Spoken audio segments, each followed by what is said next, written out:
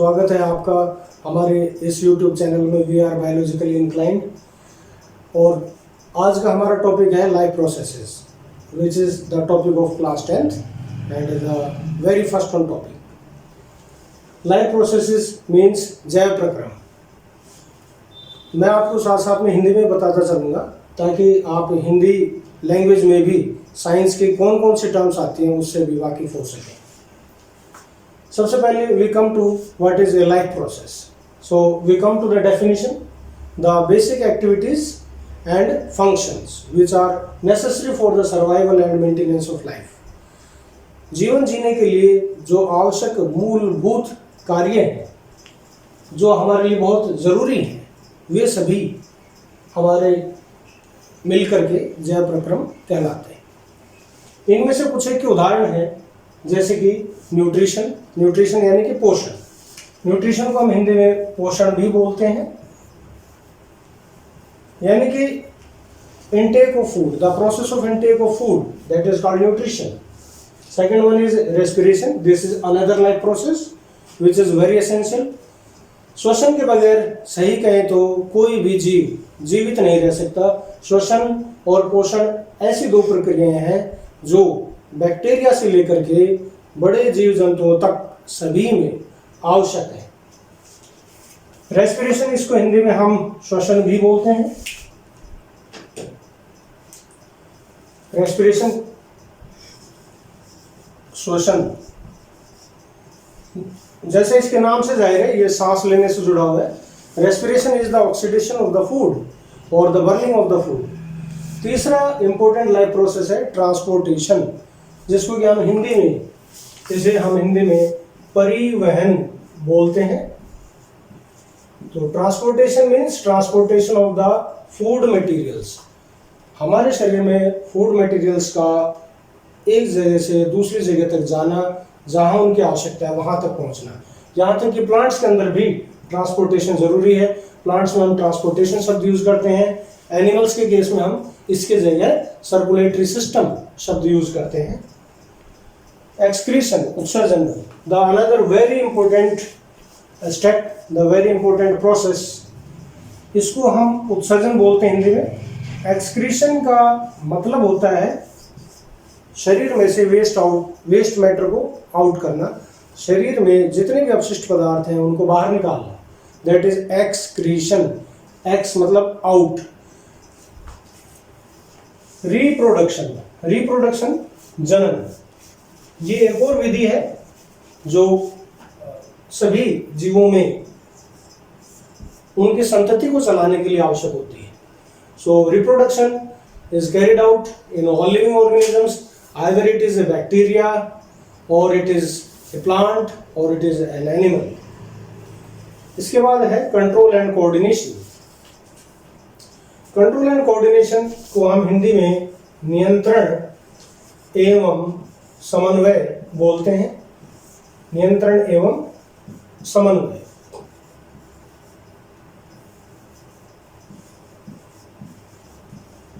ये प्रोसेस भी बहुत ज़रूरी है सभी ऑर्गेनिजम्स के लिए, चाहे वो कोई प्लांट हो उनके अंदर भी कंट्रोल एंड कोऑर्डिनेशन होता है, चाहे कोई एनिमल हो उनके अंदर भी कंट्रोल एंड कोऑर्डिनेशन होता है।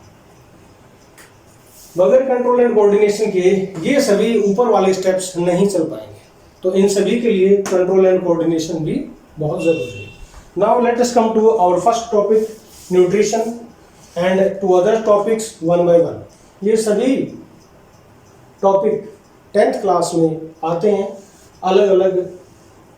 रिप्रोडक्शन का तो चैप्टर ही बिल्कुल अलग है, कंट्रोल एंड कोऑर्डिनेशन का भी चैप्टर बिल्कुल अलग है। बाकी जो स्टेप्स हैं वो कवर अप होते हैं इस एक लेसन में। तो सबसे पहले हम आते हैं न्यूट्रिशन पर, पोषण पर।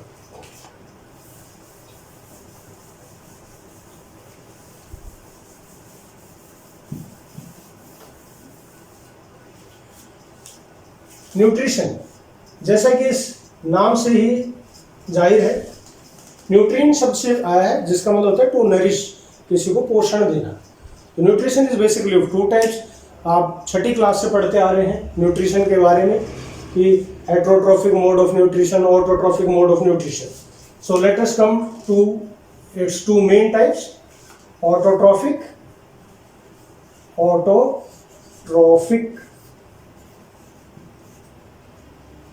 and heterotrophic.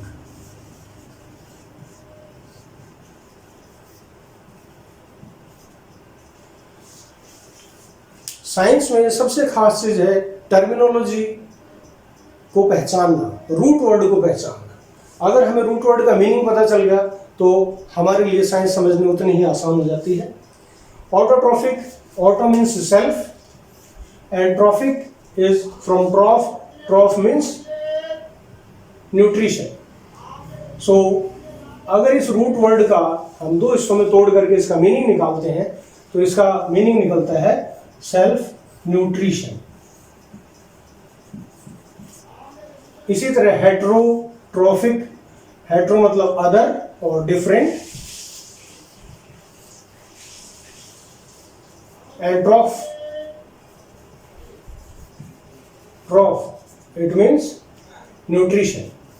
It means those organisms which depends on others for their nutrition.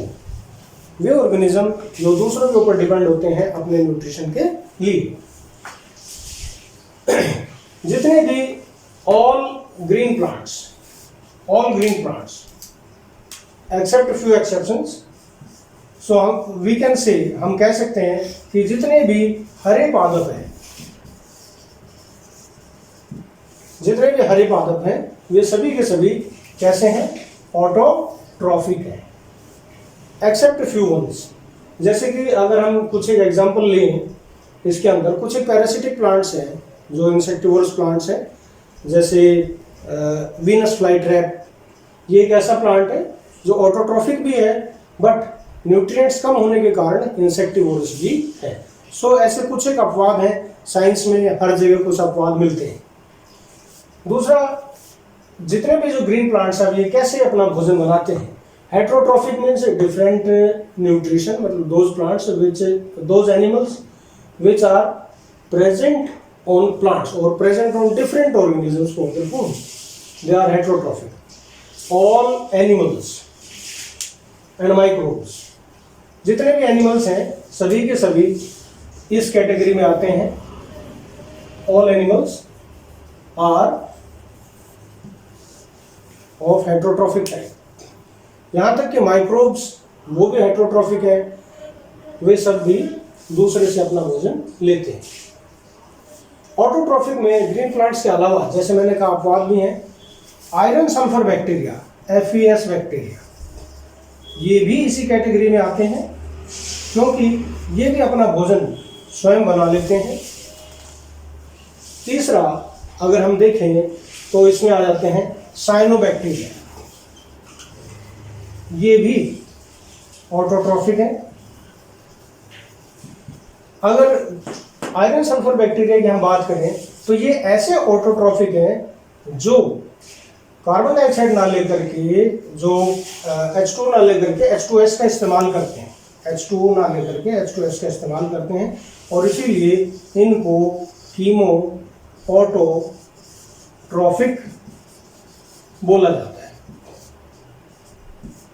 Chemo autotrophic because they need chemical in the form of iron or sulfur compounds.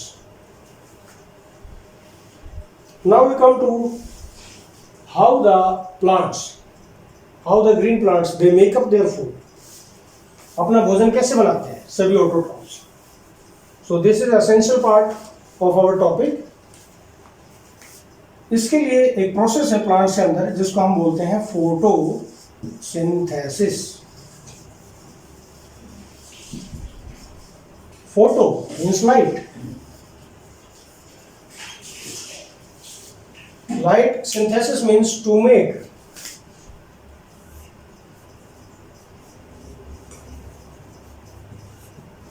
तो लाइट की प्रेजेंस में भोजन बनाना, लाइट की presence में अपने भोजन का निर्माण करना, that is photosynthesis. So photosynthesis is a process by which green plants make up their own food with the help of few raw materials. Now we come to the raw materials. What are the raw materials which are required for photosynthesis? अब photosynthesis के लिए जो जरूरी है वो है carbon dioxide, जल, sunlight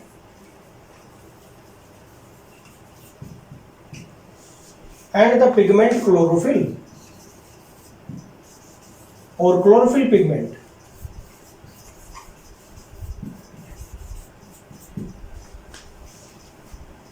And some nutrients, soil nutrients. The nutrients which are present in soil, जो plants soil से लेते हैं वे nutrients। अब जो soil nutrients हैं ये दो categories में आते हैं, micro and macro nutrient. Pigment chlorophyll, this pigment is present where. कई बार ऐसा क्वेश्चन पूछ लिया जाता है कि क्लोरोफिल पिगमेंट का कलर कैसा होता है, तो जैसे इसके नाम से जाहिर है क्लोरो मीन्स जहां पर क्लोरीन कंपाउंड नहीं है, यहां क्लोरो का मतलब है ग्रीन कलर। सो क्लोरोफिल मतलब लीफ, फिल शब्द वहां से आया है, phylloclade. So it is a green pigment which is present in leaves and other green parts of the plant. कभी कभार जो छोटा प्लांट है उसका तना भी ग्रीन होता है, तो उसके अंदर भी क्लोरोफिल मौजूद होती है, वो भी फोटोसिंथेसिस करता है। ऐसा नहीं कि केवल पत्तियां ही फोटोसिंथेसिस करती हैं, यहाँ तक कि फूल का निचला भाग जिसको हम कैलिक्स बोलते हैं, वो जो हरी हरी नीचे की पंखुड़ियाँ सी हैं, वो भी क्लोरोफिल प्रोसेस के द्वारा फोटोसिंथेसिस करती हैं। तो ऐसा नहीं कि केवल पत्ती ही करते हैं, बट पेड़ के ऊपर सबसे अधिक पत्तियां ही मौजूद होती है, इसीलिए हम पत्तियों को ही कंसिडर करते हैं कि भाई सबसे ज़्यादा फोटोसिंथेसिस वो करती है। So this are the raw materials which are required. इसमें अगर हम देखें तो this is not a raw material, ये एक रॉ मटेरियल नहीं है, because it is present inside the plant. Sunlight इसकी भी अति प्रचुरता है, ये भी जो सूर्य की जो टोटल रेज आ रही है उसका ओनली 1% ही प्लांट्स हार्नेस कर पाते हैं, अपने लिए यूज कर पाते हैं। बाकी this one is the raw material, this one is raw material and these are the nutrients are the raw materials. अब हम आते हैं कि how the photosynthesis occurs, photosynthesis होता कैसे है।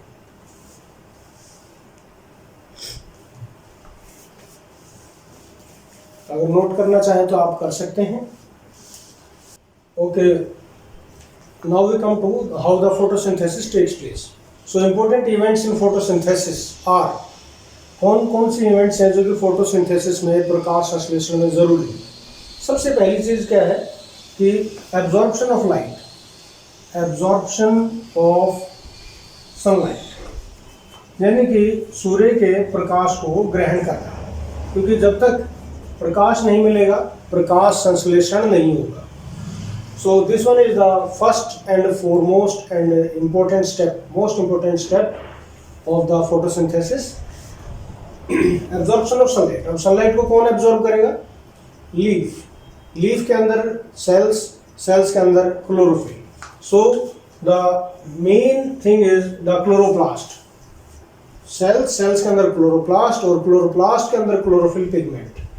So ultimately this sunlight is taken up by the chloroplast cell organelle। Absorption of light के बाद जो सेकेंड स्टेप इसमें आता है that is the photolysis of water, पानी का ब्रेकडाउन, क्योंकि पानी के बगैर भी फोटोसिंथेसिस नहीं हो पाएगा। So photolysis of water molecules is the second step which is essential, and third one is the reduction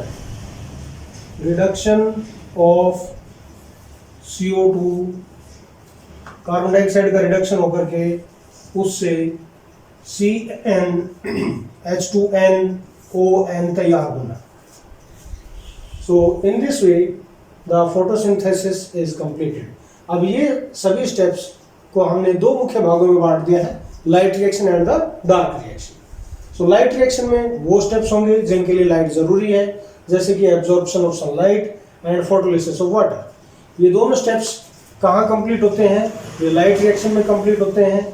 और तीसरा step reduction of the CO2 to CnH2nOn, यानी कि कार्बन डाइऑक्साइड का रिडक्शन होकर के, इसका अपचयन होकर के उससे भोजन का बनना, यानी कार्बोहाइड्रेट का निर्माण, ये डार्क रिएक्शन में होता है नाइट टाइम में मुख्यतः। तो डार्क रिएक्शन का मतलब यही है कि in the absence of light, यानी कि ड्यूरिंग नाइट। अब लाइट रिएक्शन में अगर हम उसको रिएक्शन के हिसाब, इक्वेशन के हिसाब से देखना चाहें तो हम ऐसे लिख सकते हैं कि यहाँ पर सबसे पहले absorption of the sunlight which is shown by this arrow, and there is photolysis of water, water molecule है उसका ब्रेकडाउन होता है। ब्रेकडाउन होने के बाद इसको बैलेंस करने के लिए हमने यहाँ पर 2 लगा दिया है, ताकि हम आसानी से यहाँ पर प्रोटॉन और इलेक्ट्रॉन लिख सकें।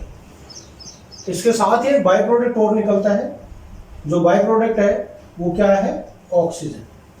So this oxygen is the by product of photosynthesis process, और ये बाई प्रोडक्ट ही है जो हम सभी जीवों के लिए ज़रूरी है, रेस्पिरेशन के लिए ज़रूरी है, फूड के ऑक्सीडेशन के लिए ज़रूरी है। बगैर ऑक्सीजन हम रह नहीं सकते। अब ये जो इसमें प्रोटॉन और इलेक्ट्रॉन है, these proton and electrons are taken up by the plant itself। ये प्रोटॉन और इलेक्ट्रॉन चाहिए होते हैं इसे ADP से ATP के निर्माण के लिए, और दूसरा NADP से NADPH2 के निर्माण के लिए। ये दोनों एनर्जी मॉलिक्यूल्स हैं। So these molecules are made up with the help of this proton and electrons. Now dark reaction. Dark reaction में क्या होता है? डार्क रिएक्शन में जो CO2 है, that CO2 is reduced with the help of water to form CnH2nOn। ये सारा dark reaction में होता है CO2 का reduction. In this way, the photosynthesis process is completed. Now we come to the equation of the photosynthesis, which always comes in exams. और अगर देखा जाए तो फोटोसिंथेसिस और रेस्पिरेशन दोनों की रिएक्शन एक दूसरे के बिल्कुल अपोजिट चलती हैं। अब मैं पहले फोटोसिंथेसिस की रिएक्शन लिख रहा हूँ, जैसे कि carbon dioxide plus water gives C6H12O6, जिसको हम ग्लूकोज कहते हैं। It is a type of carbohydrate, monosaccharide, plus oxygen plus, okay we write down first H2 plus oxygen. तो इस तरीके से 3 प्रोडक्ट हमें मिल जाते हैं CO2 और H2O से। अब इसमें कितने मोल CO2 के यूज होते हैं और कितने मोल H2O के, वो जानना भी जरूरी है रिएक्शन को बैलेंस करने के लिए, क्योंकि यहाँ C6 है तो हम यहाँ इसे बैलेंस करने के लिए 6 लगाएंगे। H12 है लेकिन यहाँ पर भी H है, तो इनको बैलेंस करने के लिए हमें यहाँ पर ये 12H2O लेने पड़ते हैं। और अगर हम इसे देखें हम तो ये 1:2 में है, यानी कि अगर एक मॉलिक्यूल CO2 का यूज हो रहा है तो वहाँ पर 2 मॉलिक्यूल H2O के यूज हो रहे हैं to make the carbohydrate, water and oxygen. So now we balance this.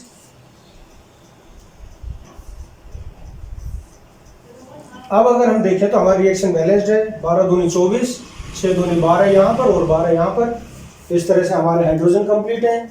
और अगर हम ऑक्सीजन को देखते हैं तो 12 ऑक्सीजन यहाँ और 6 दूनी 12 यहाँ, 12 12 24। तो यहाँ पर भी ये हमारे कंप्लीट हो जाते हैं। 6 और 6 12 और 12 24।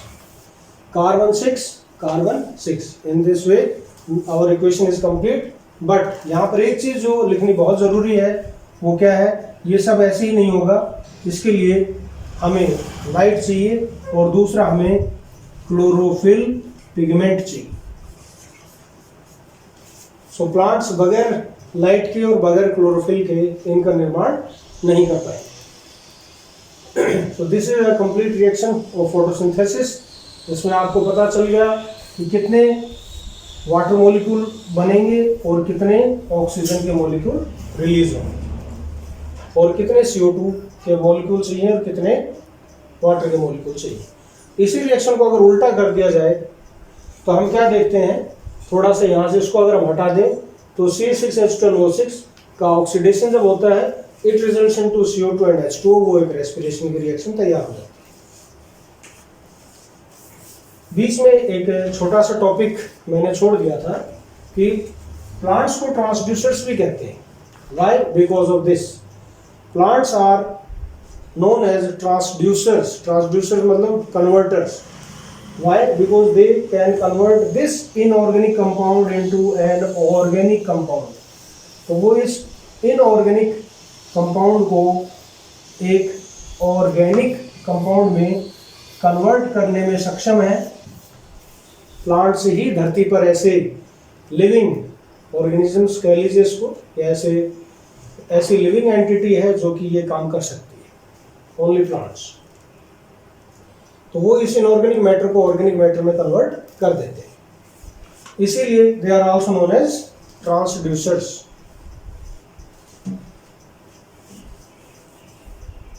Sometimes this question is also asked in the exams. Why the nutrition is essential? Nutrition क्यों जरूरी? Why the nutrition is required? So we can write down that nutrition is essential to obtain energy. To obtain energy. क्योंकि बगैर energy के कोई काम नहीं होगा. यहाँ पर भी प्लांट्स एनर्जी के रूप में कुछ ले रहे हैं, दैट इज द सनलाइट, जिसको एनर्जी के रूप में वो ले रहे हैं, फोटॉन्स के रूप में ले रहे हैं. दूसरा है for repair of damaged cells and tissues. Cells और टिश्यूज के रिपेयरिंग के लिए भी न्यूट्रिशन जरूरी है. क्योंकि अगर हम प्रोटीन रिच डाइट नहीं लेंगे तो हम देखते हैं कि हमारी जो बॉडी है उसकी ग्रोथ भी कम हो पाती है और जो डैमेज्ड सेल्स हैं उनके रिपेयर भी कम हो पाती है. So third one is for growth and development of body. For growth and development.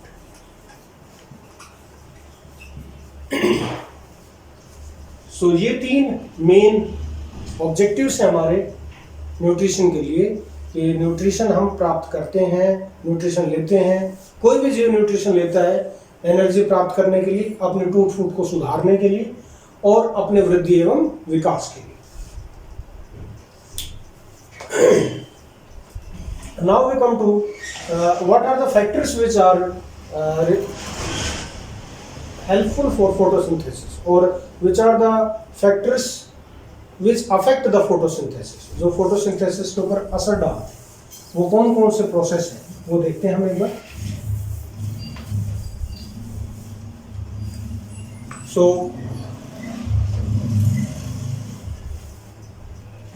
Factors affecting photosynthesis are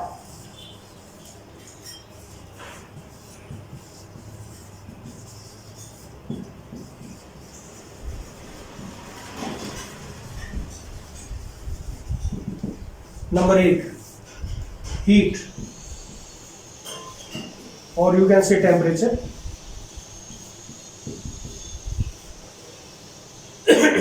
Heat or temperature, this is one of the main factor which affect the rate of photosynthesis.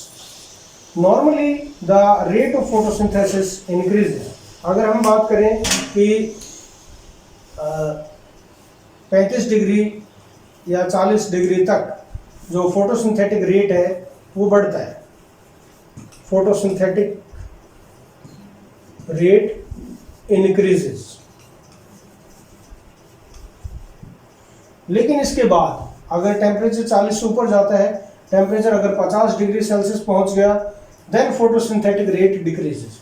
फिर वो photosynthetic rate घटना शुरू हो जाता है, क्योंकि excessive loss of water रोकने के लिए, ट्रांसपिरेशन को कम करने के लिए स्टोमेटास बंद हो जाते हैं और इसी वजह से CO2 का इनटेक नहीं हो पाता।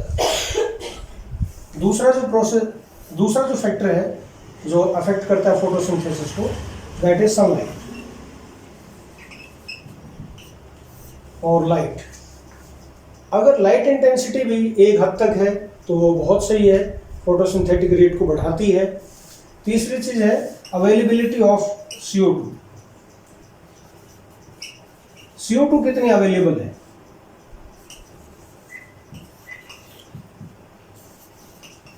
Carbon dioxide.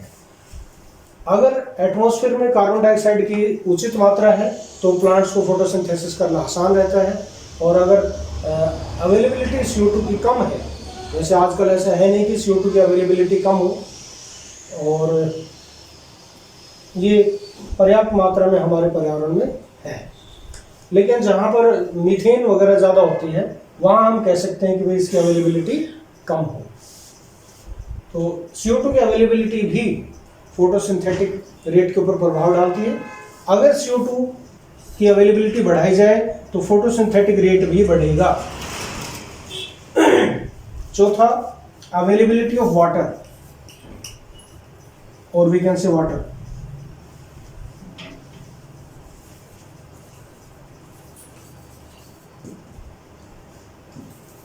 Availability of water, अगर वाटर की अवेलेबिलिटी हम बढ़ा रहे हैं तो it also increases the rate of photosynthesis, क्योंकि प्लांट्स को मिनरल्स का इंटेक उतना ही इजी हो जाता है, उतना ही सरल हो जाता है अगर वाटर अवेलेबल है प्लेंटी ऑफ अमाउंट में। But excess of water that is also not good for plants. Few plants they can grow in water logged condition, जैसे कि चावल है वो वाटर लॉक्ड कंडीशन में भी अच्छी तरह ग्रो करता है, बट ज़्यादातर प्लांट्स अगर हम देखें तो वाटर लॉक्ड कंडीशन में नहीं रह पाते।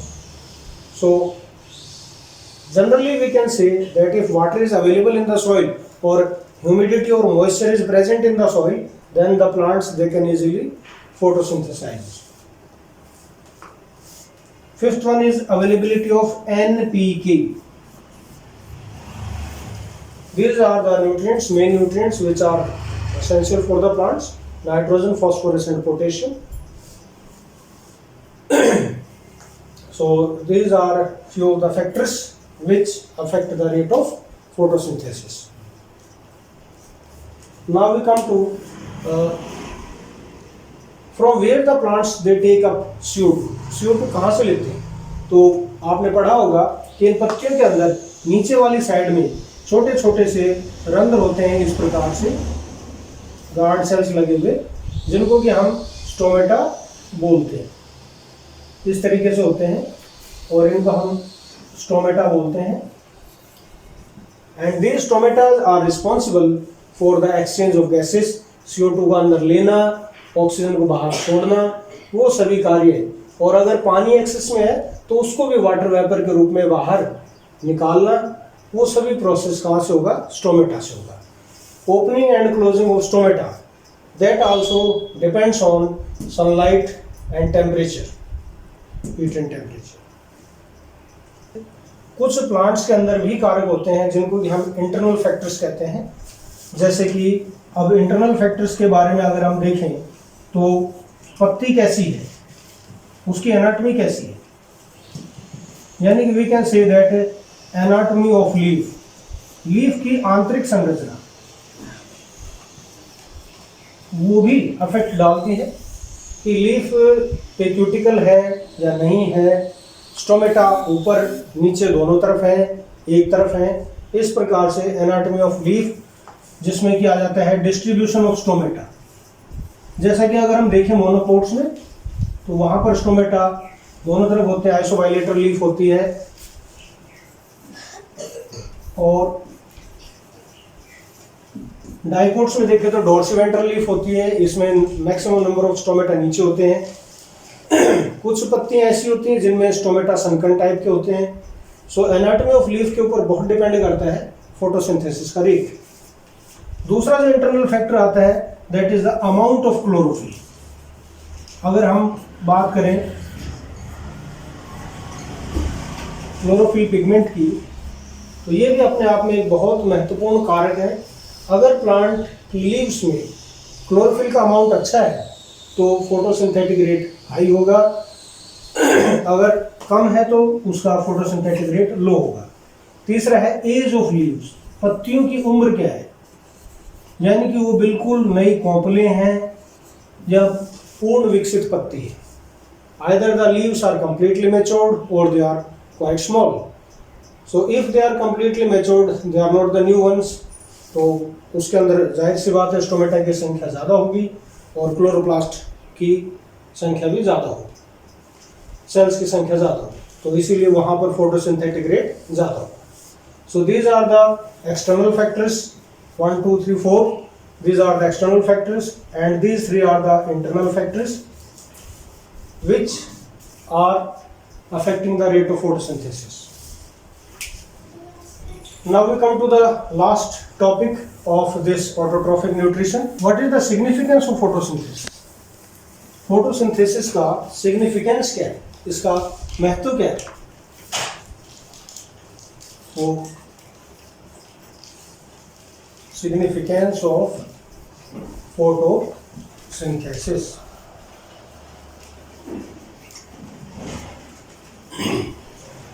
सबसे पहला सिग्निफिकेंस, क्योंकि फोटोसिंथेसिस ही एक ऐसा प्रोसेस है जिससे प्लांट्स अपना भोजन बनाते हैं और वही भोजन सभी जीव खाते हैं। सभी जीव अपने फूड के लिए डायरेक्टली और indirectly they are depend on the plants. So we can say that it is the only process, it is the only process which enables the plants to make food.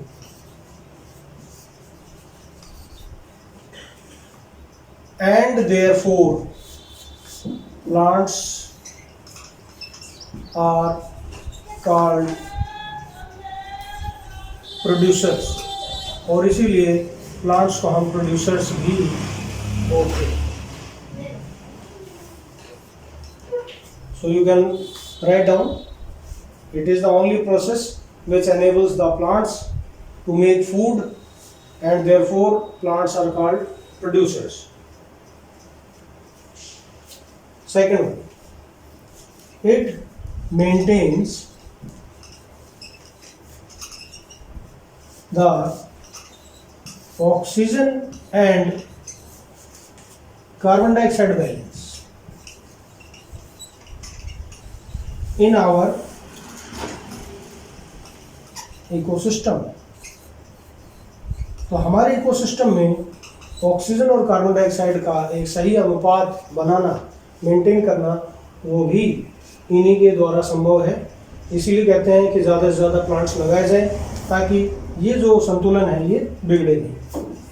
Third one, source of food for all biotic form. Source of food for all biotic forms. धरती के ऊपर जितने भी जीव है, चाहे वो bacteria हो, फंगस हो, कुछ भी हो, बैक्टीरियोरस हो, सभी प्लांट्स के ऊपर डिपेंड होते हैं डायरेक्टली या इनडायरेक्ट।